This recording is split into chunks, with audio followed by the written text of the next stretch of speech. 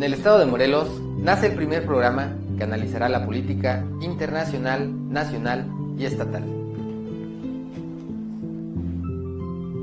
Un programa de corte serio que invitará a conocer el pensamiento de sus conductores y de sus invitados.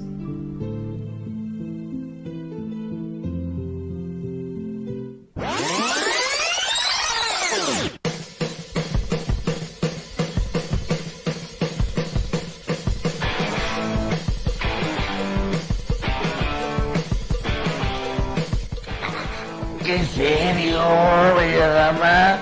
Vamos a hablar aquí, al chico.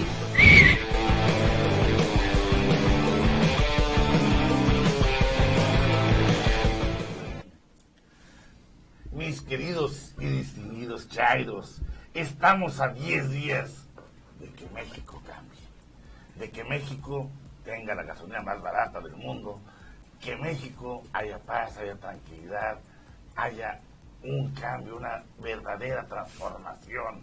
Ese es el México que todos deseamos. Y hoy, antes de presentar a mis amigos conductores, co-conductores que están aquí, quiero saludar a Toño Sandoval, que es nuestro invitado de honor.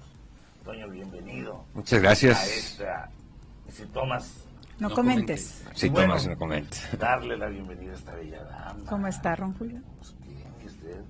Pues bien, lo que se puede. Muy buen día, auditorio. Oscar, Muy buenos días a todos, un placer estar aquí. Y bueno, hoy estamos con un tema muy interesante, ya lo hemos tocado, que es la paz, el plan de paz y seguridad que presentó nuestra carajita de algodón. Y bueno, alguien que participó en ese plan es un morelense, un cuernavacense, que es Toño Sandoval. Toño, cuéntanos, ¿qué hacías ahí?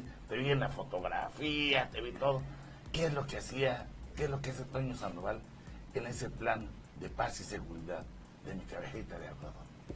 Bueno, gracias primero por la invitación, por recibirme aquí, y por los que nos reciben y nos permiten llegar hasta ellos a través de este medio. A mí me invitaron a participar en la consulta para la pacificación y la reconciliación nacional.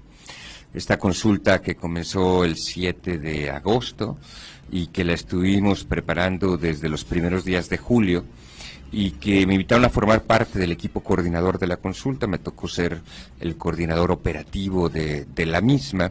Esa es la razón por la cual pues he estado metido en estas cuestiones, reflexionando con la gente, recopilando pues lo que la gente tiene como aspiraciones en todo el país, escuchando a las víctimas, escuchando a los expertos en seguridad, en drogas, en armas, tratando pues de construir una narrativa distinta que tenga que ver con la paz y no con la violencia, y me parece que ese ha sido como un aporte importante. A ver, Toño, yo veía en tu escuela, hay una licenciatura, ¿sí?, que es licenciatura en... Mediación y construcción de paz. Mediación y construcción de paz. ¿Eso abona a lo que AMLO quiere hacer? Sí, yo creo que lo que tenemos que hacer en este país es cambiar la narrativa.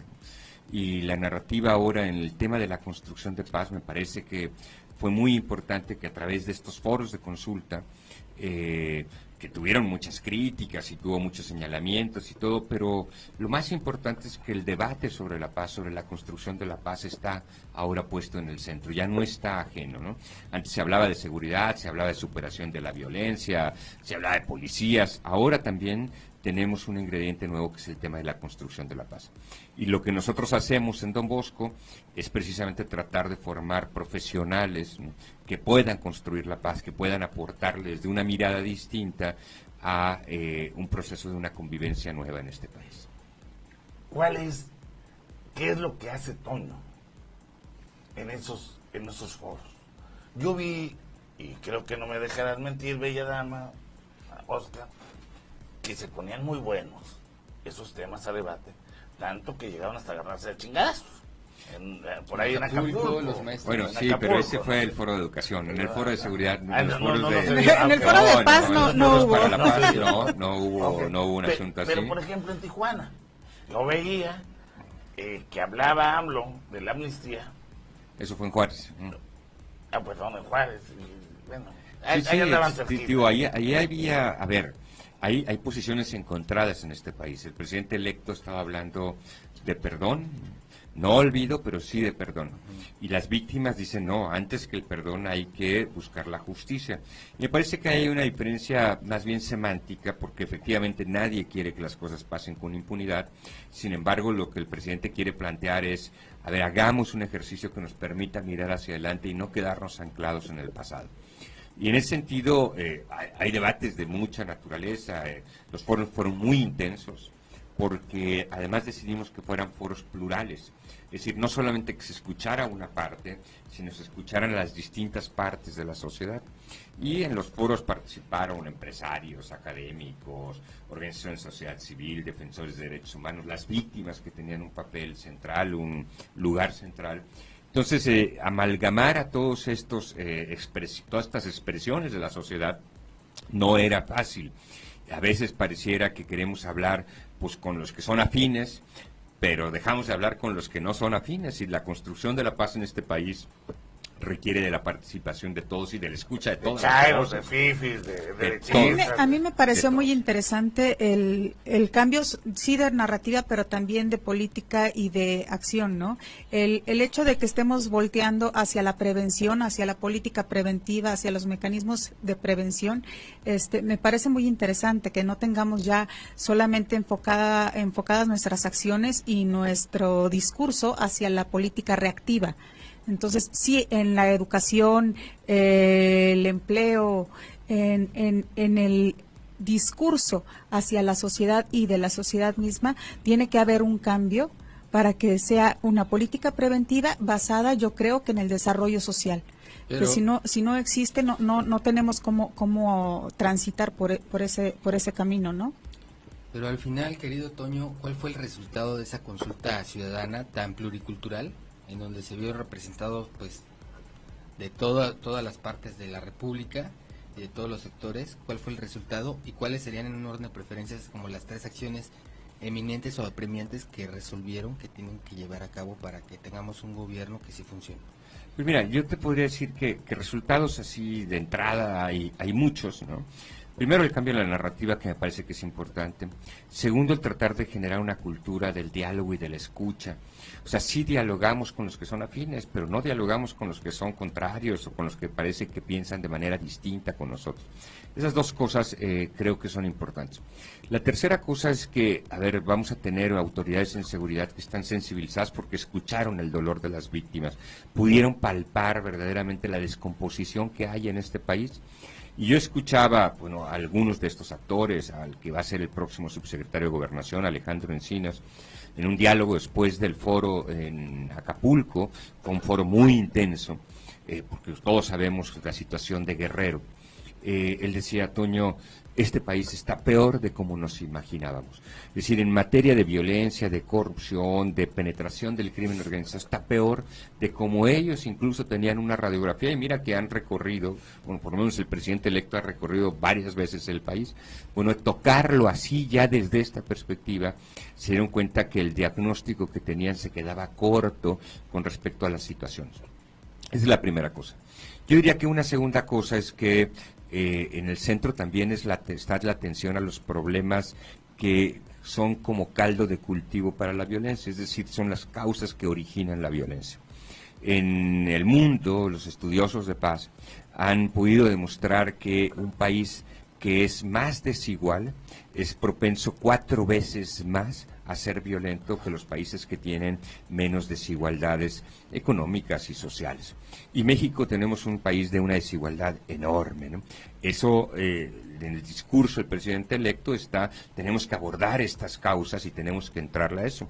Por eso el miércoles pasado, cuando se hizo la presentación de la estrategia de paz y seguridad para el país, el presidente decía, miren, si pudiéramos hablar cuantitativamente de este plan que estamos presentando, el 80% significaría todo el asunto de la prevención, es decir, entrarle a atender el derecho a la salud, a la educación, al empleo, una nueva práctica con respecto al servicio público, desterrando la corrupción, el asunto de una nueva manera de acercarnos al tema de las drogas, una forma distinta de trabajar los penales, que son espacios de una corrupción impresionante, Los donde muchas autogobiernos. veces llegan Escuelas del exactamente, crimen. las Son escuelas, escuelas del crimen. además escuelas del crimen están gobernados por el mismo No vas crimen organizado. a la reinserción, vas a aprender. Sí, Vas claro. a aprender, ¿no?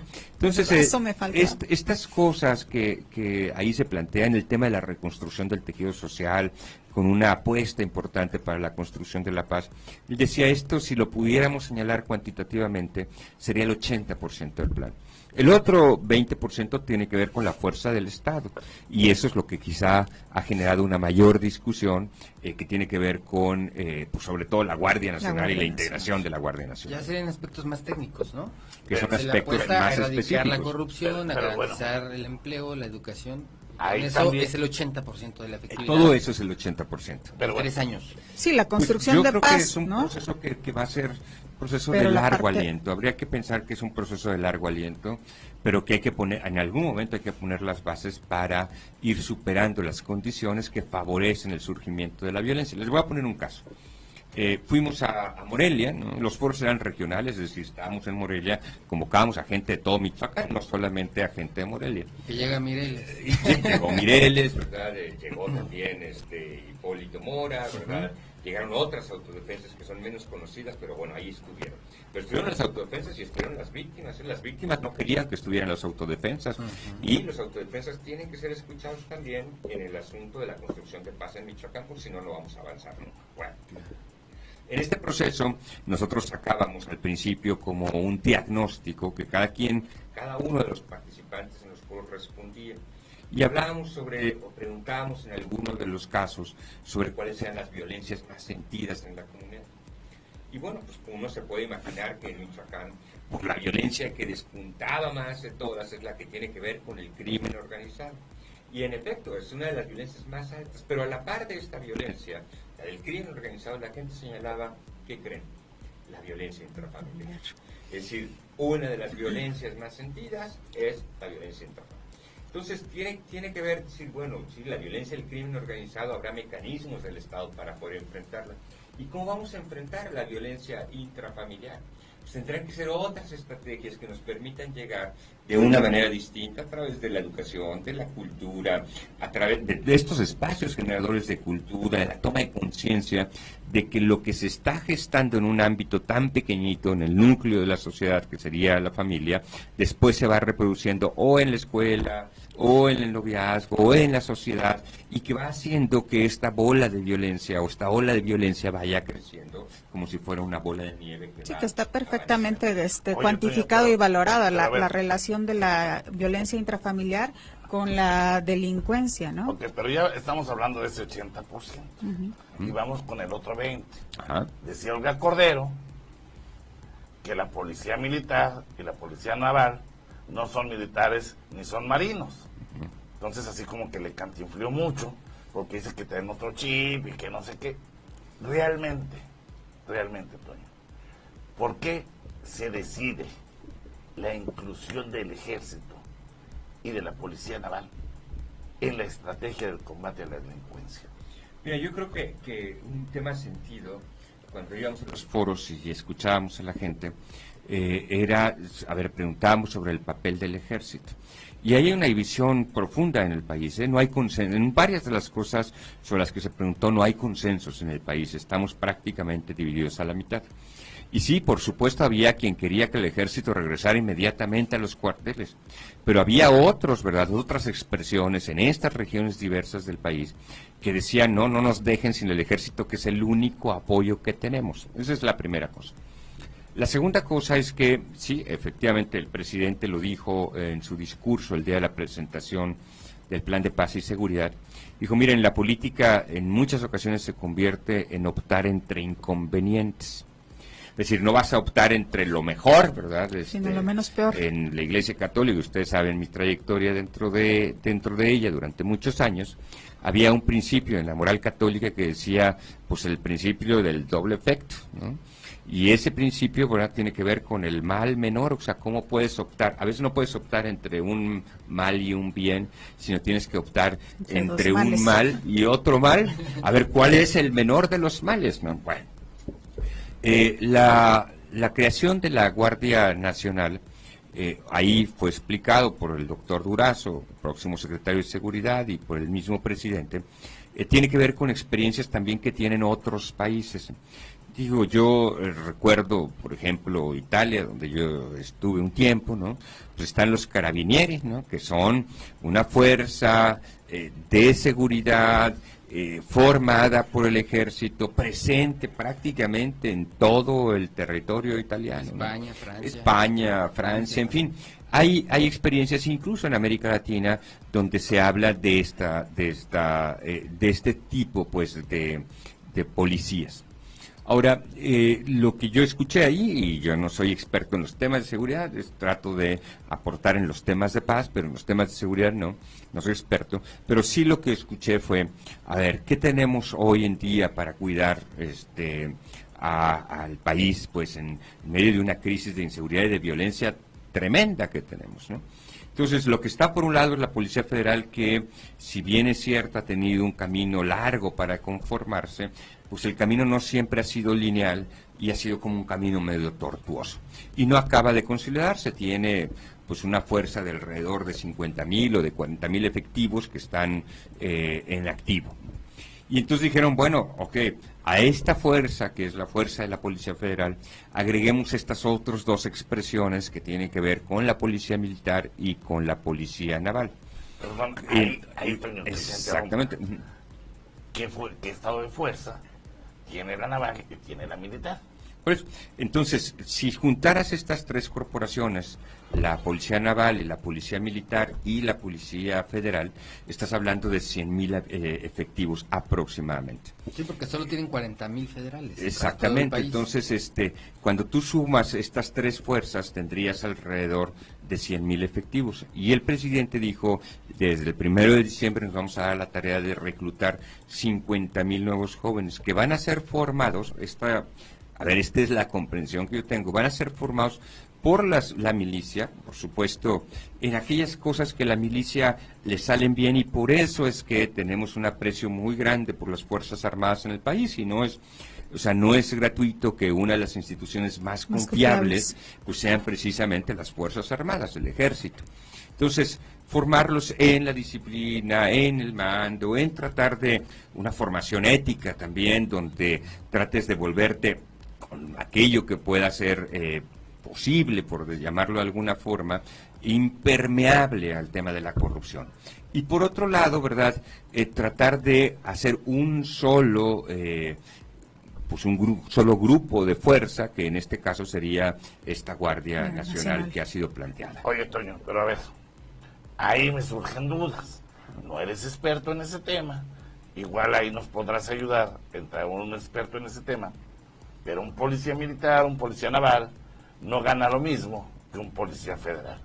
Entonces, equitativamente, económicamente, pues no van desiguales. También se habló de la homologación de los salarios de los policías, ¿no? De tal manera que haya verdaderamente una retribución importante para esta policía o para esta Guardia Nacional, ¿no? En donde haya o se equiparen pues los salarios de aquellos que la van a integrar, independientemente de qué fuerza vengan antes de su composición, ¿no? Ya sean navales, ya sean militares, o bien ahora que vengan de la Policía Federal. Cuando el presidente electo habló de que él respeta la soberanía de los estados y la autonomía de los municipios, ¿se refería a que las policías municipales y locales van a seguir intactas, se van a seguir conservando, van a seguir permaneciendo?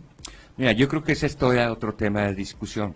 A ver, la estrategia nacional, vamos a decir, tiene que ver con la generación o la creación de 266 regiones por índices delictivos, ¿no? Aquí en Morelos, por ejemplo, habrá 3 regiones, una que tiene que ver con Cuautla y Yautepec, la otra tiene que ver con Cuernavaca y Jiutepec, y me parece que la tercera tiene que ver con Jojutla, ¿no? Entonces, en ese sentido, ahí es donde va a operar esta articulación de esta Guardia Nacional, en donde quisieran que hubiera al menos 500 efectivos de la misma. Luego, un tema que está señalado por los expertos y que vale la pena cuál va a ser, porque eso lo veremos ahora con el tema del presupuesto, cómo vamos a fortalecer a las policías estatales y a las policías municipales. En el fondo, ahí hay una discusión teórica, bueno, a la que me he estado asomando, en donde la gente dice, bueno, el 80% de los delitos en este país, el 80%, son los delitos de la delincuencia común. Hay que atender esos delitos de la delincuencia común. Y por eso hay que tratar de fortalecer a estas policías locales, llámense municipales o llámense estatales, antes haciendo un proceso de limpia, de capacitación, de fortalecimiento, porque para nadie es desconocido que en muchos municipios las policías locales, las policías municipales están penetradas por el crimen organizado, ¿no? Y sobre todo por el tema de pues que una mayor capacidad de fuerza, ya nada más con eso, ¿no? O sea, tenemos policías municipales a lo largo del país, ¿verdad?, que están poco armadas y a lo mejor las poco fuerzas del crimen organizado poco capacitadas y sin patrullas y sin recursos, sin parque, ¿no? Y bueno, claro, te llega una fuerza, aunque está al margen de la ley y que esté mucho más, sea más grande en su potencia de fuego, pues por supuesto que te tiene dominado, ¿no? Entonces ese sería como el otro asunto. Ahorita estamos hablando de la creación de esta Guardia Nacional. Habrá que esperar cómo se fortalecen estas policías estatales, locales, tienen ¿no? que reformar el o cómo al final del camino... Tranquiliza que la acción sea regional, ¿no? Porque es, estaba así como en chino, que fuera Y solamente tienen así, que reformar el ¿no? 76. El programa pasado decías que siempre una base legal. Sí, por supuesto. Pero, Sin una arquitectura aquí lo que jurídica me queda no claro, hay operación. Sí, pero lo que me queda muy claro, lo que nos está diciendo Toño, es que al fin y al cabo se va a hacer a través de regiones que van a depender directamente del Ejecutivo Federal. Así es. ¿Sí? Esa es una. Dos, por lo que también está comentando, se le va a hacer un traje a la medida a cada una de las entidades. Sí, yo creo que a ver, en este 80% de las cosas que hablábamos, que decíamos, tiene que ver no con la reacción de la fuerza, hay muchas cosas que hay que atender. Yo te pongo un caso. Estuvimos en Quintana Roo, en el Foro Escucha de Quintana Roo, y allá había dos violencias muy grandes, porque las violencias se manifiestan de forma distinta en el país según las regiones. Una primera, la violencia contra periodistas. Allá han sido asesinados en los últimos meses una serie de comunicadores de distinto tipo, precisamente, bueno, por grupos que se oponen a esta libertad de expresión. Y la otra forma de violencia muy sentida que logramos escuchar allá, pues era el tema de la violencia escolar y cómo se había naturalizado particularmente en las regiones mayas, en las regiones indígenas mayas, el tema de la violencia escolar. Y niños y niñas que sufren a causa de esta violencia sin que ni la autoridad educativa del propio plantel, ni la autoridad educativa del Estado, exactamente, ¿no?, tuviera alguna intervención en la materia. Entonces, como nos damos cuenta, hay distintas formas de violencia. Estuvimos en Tlaxcala, pues por supuesto que el tema de Tlaxcala es el tema de la trata de personas, pero también es el tema de la contaminación. Estuvimos en Torreón y claro, Torreón tiene un grave problema del crimen organizado, pero también tiene un problema de agua que puede llevar a una conflictividad social cada vez más grande y habrá que ir atendiendo en cada una de las regiones todos estos elementos que dan origen a esta las distintas conflictividad. violencias. Exactamente. O por ejemplo, estuvimos en Oaxaca, el gran problema de Oaxaca tiene 365 conflictos agrarios por territorio, de comunidades por territorio, y comunidades que llegan a matarse incluso en la disputa por estos límites y por estos recursos que tienen los territorios, ¿no? Entonces, en cada una de las regiones habrá que ir planteando en este otro 80% cómo vas atendiendo estas cuestiones de tal manera que en esa atención puedas ir liberando la tensión que en ocasiones va derivando la estrategia regional, digamos. Oye, Toño, pero a ver, ya hablamos de Coahuila, hablamos de Torreón, hablamos de muchos estados. A Morelos ya no llegó ese foro. Sí. Luego entonces, ¿de qué adolece Morelos?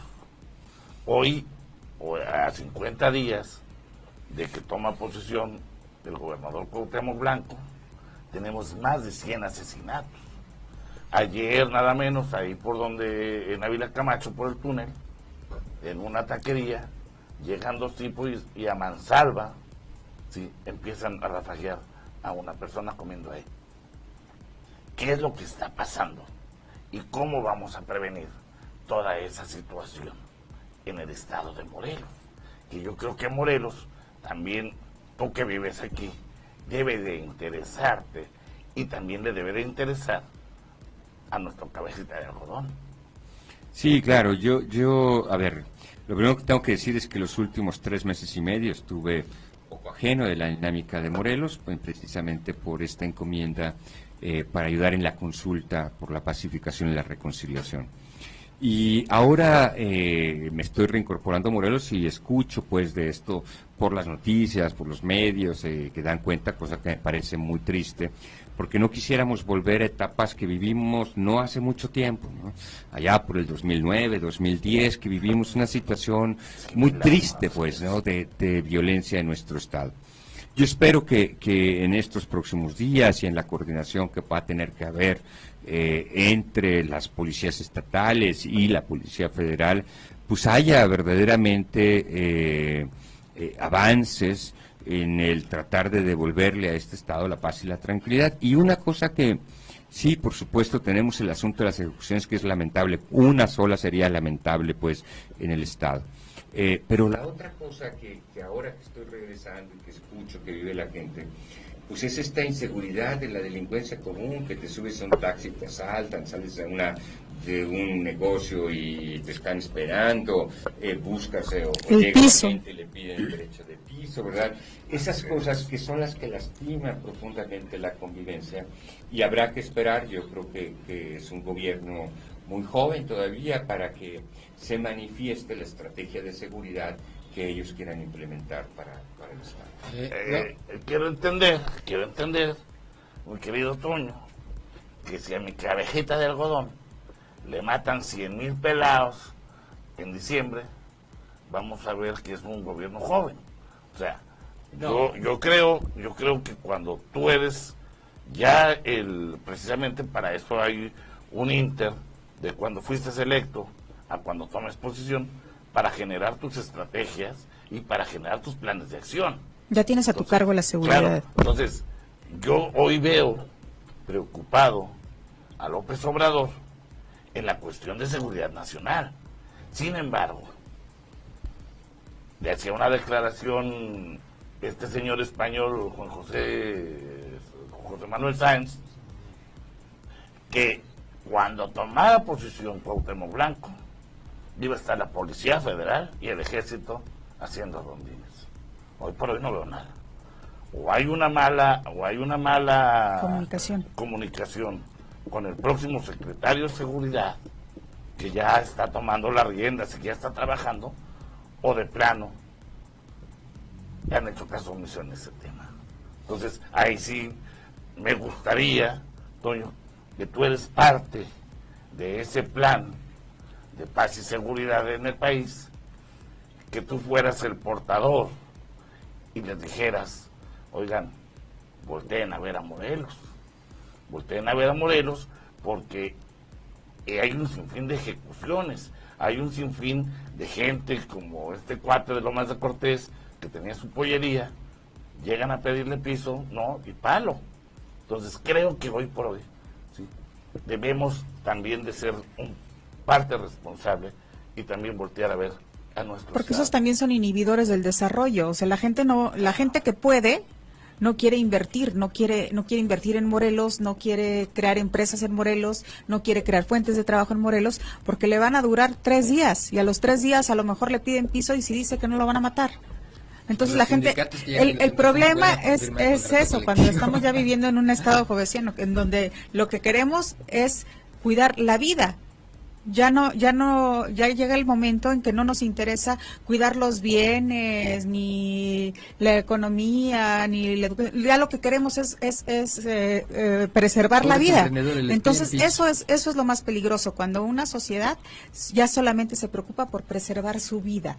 O sea, cuando no se puede enfocar ni en la empresa, ni en la educación, ni en el empleo, ni en el desarrollo, eso es muy preocupante, porque entonces ya no solamente estamos frenados, sino que vamos para atrás. Bueno, hablábamos de que López Obrador está generando en 8 puntos. ¿Cuáles son esos 8 puntos? Sí, es que no quiero dejar de preguntar que en uno de esos 8 puntos, algo que me hizo mucho ruido y seguramente a nuestra audiencia también, cuando de manera muy clara y expresa, porque fue el doctor Durazo, el próximo secretario de Seguridad, quien presenta este plan de seguridad y paz, donde menciona que uno de los puntos importantes es dejar de insistir, para combatir las adicciones, es dejar de insistir en la persecución de las sustancias que la provocan. ¿Cómo podemos entender eso, estimado Toño? Mira, yo creo que ha ido ganando terreno una corriente que habla de la legalización de algunas drogas, ¿no? Y particularmente de la marihuana. Digo, ya la Corte se pronunció, ya dio el 5º amparo para las personas que, aludiendo al derecho a pues el desarrollo de su propia personalidad, ¿no? Interpusieron amparos para el consumo de la droga, ¿no? Entonces ya hay un 5º amparo, ya está sentada una jurisprudencia. Perdón, Toño, o sea que ya dentro de unos meses podemos presentar aquí un comercial que diga, si quieres ver a tu hijo fuerte y sano, ponlo muy en marihuano. No, es que esa declaración puede que muchos los lleve a decir, vamos a vender droga, ya no van a perseguirnos. Déjame decirte un poco, bueno, en este mismo argumento, bueno, a ver, en la consulta también lo preguntamos y encontramos un país dividido. Por un lado le preguntábamos a la gente, a ver, ¿cuál debería de ser la política con respecto a las drogas? Y había un alto porcentaje de la gente que decía, hay que cambiarla. Pero luego le preguntábamos, ¿y qué te preocupa de las drogas? Y entonces la preocupación era que llegue a mis hijos, o sea, que mis hijos se metan al consumo. Entonces ahí hay un asunto. El doctor Durazo, en la presentación del plan de seguridad, habló sobre el tratamiento a las personas que están en adicción. Yo creo que una omisión importante fue el tema de toda la prevención. Es decir, el hecho de que tú abras el espacio a la venta, ¿verdad?, a la comercialización y regules esta comercialización, sin que estén preparados para... a mí me parece que tiene que ir de la mano y con fue un más sui generis gran... porque agregó que desde hace años el Estado no ha podido con el narcotráfico. Entonces eso como que, digo, y mucha gente va a decir, no, pues ya desde mañana me pongo a vender. No, yo creo que tendrán que regularlo y van a tener que regular toda la cadena, ¿verdad? Desde la producción, la distribución, la venta y el consumo, de tal manera. No, yo creo que fundamentalmente con la marihuana y con los opiáceos para temas medicinales, porque sí hay un déficit importante. Lo ilegal lo hace más atractivo, quizá sí, ya siendo legal es menos atractivo para mucha gente. Exactamente, ¿no? Por un lado, ¿no? Por otro lado, bueno, por supuesto que quienes son menores de edad tendrán que estar exentos de esto, claro. Y yo creo que se ha logrado una campaña. Por ejemplo, yo no digo que esté al 100%, pero cada vez veo más gente responsable de que no vende cigarros a menores, de que no vende alcohol a menores, cada vez los veo más. No digo que se haya logrado, claro que no se haya... fue una expresión de inmunidad, pero a ver, a la gente le quede claro que no fue así como que ya no les vamos a hacer nada. A ver, pero a mí me queda claro, cuando hablas de legalización y que sea que la puedan vender, se generan mayores delitos. Un ejemplo, un alcohólico, como yo, de repente va pasando alguna muchacha o demás, pues se me hace fácil, a lo mejor, porque estoy envalentonado por el alcohol. Sí, acaba de estar todo pacheco, ¿no? Claro. O las dos cosas. No, pero vas a estar pacheco y eres propenso a cometer un delito para generar esa adicción, para poder comprar esa adicción. El tema del cigarro, un ejemplo, es una droga prohibida, sin embargo, habemos muchos. Bueno, es una droga legal, porque hoy puedes ir a un súper y compras unos cigarros y no estás cometiendo una falta. No quiere decir que sea sano, claro. Estoy diciendo que es legal.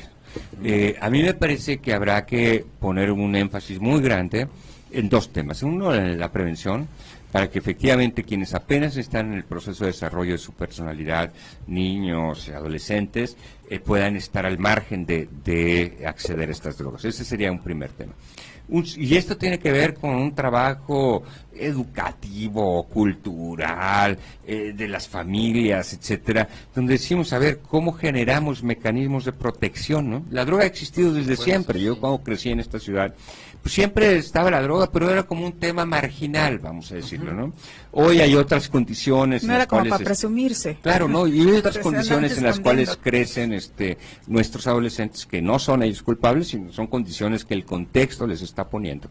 Y entonces ese sería un primer tema. Un segundo tema sobre el asunto de la legalización tiene que ver con que, a ver, ¿para qué destinar una cantidad enorme de recursos a la persecución, ¿no?, cuando vamos a tener permanentemente una demanda, porque somos frontera con el Estado mayor consumidor de drogas que tiene los Estados Unidos, ¿no? Claro. Entonces, mientras allá haya demanda, aquí va a haber oferta, ¿no?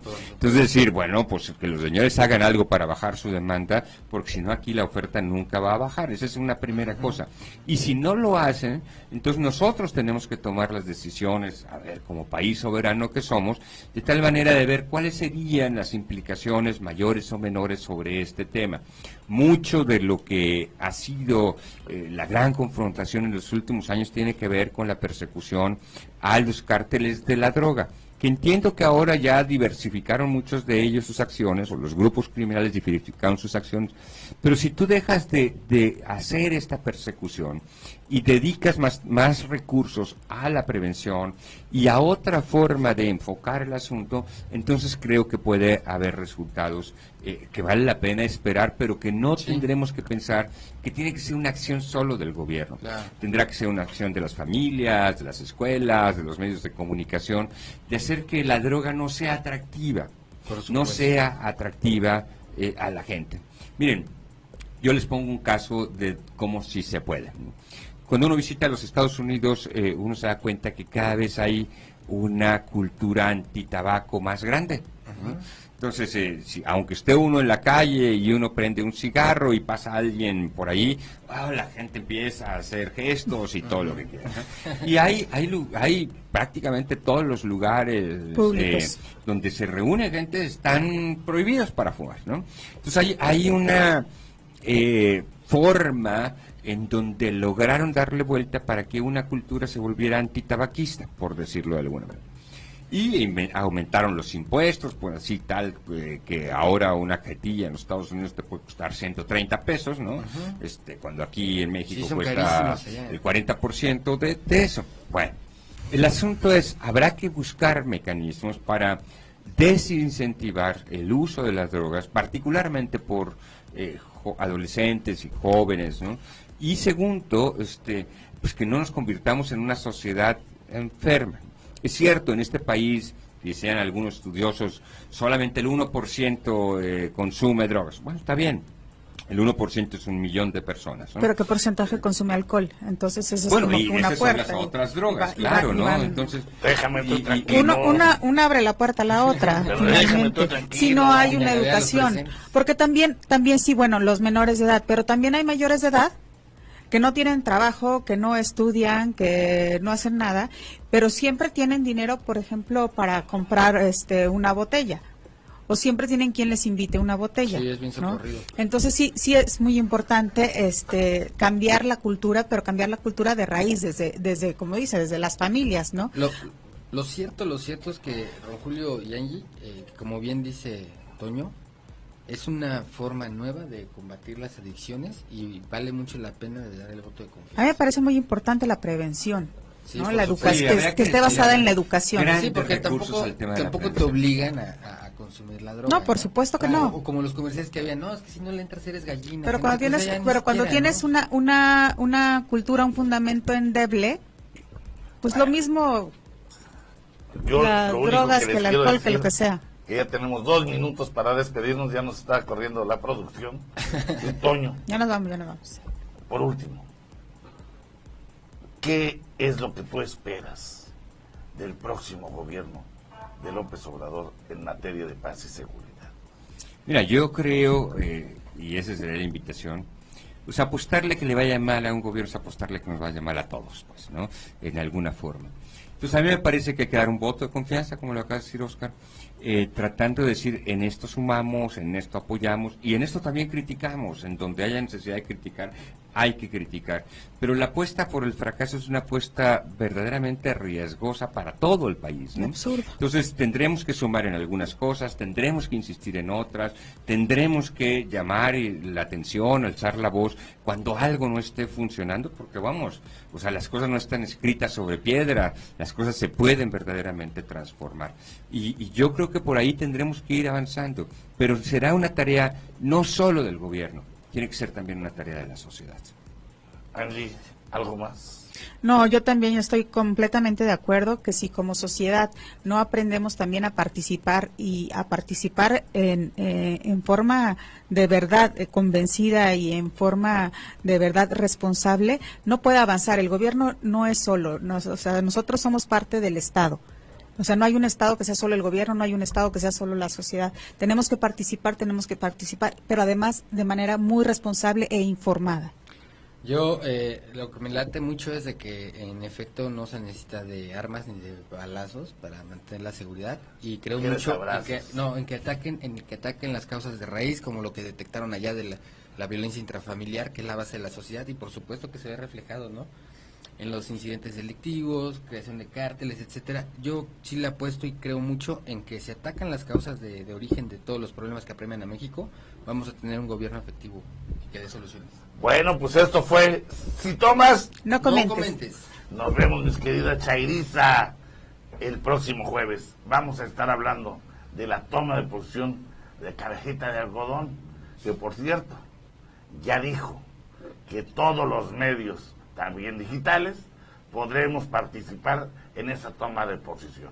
Entonces, mi querido Cajeta de Algodón, estamos esperando la invitación para poder ir a esa toma de posición y ser testigos el 1 de diciembre de la Cuarta Transformación.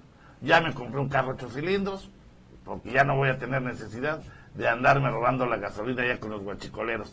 Ya va a estar relajado todo. Gracias, amigos. Nos vemos el próximo jueves. Gracias, Toño. Muchas gracias. Gracias a ustedes.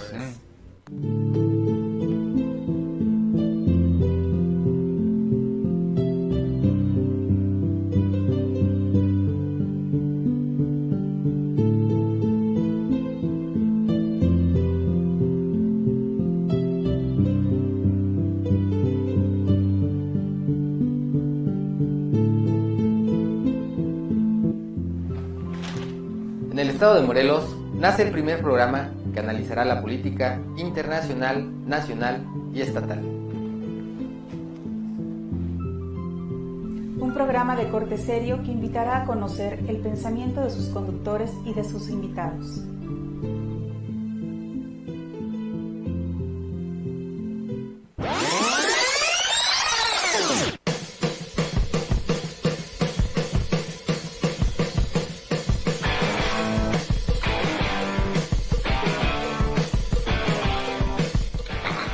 ¿Qué en serio, bella dama? Vamos a hablar aquí, al chip.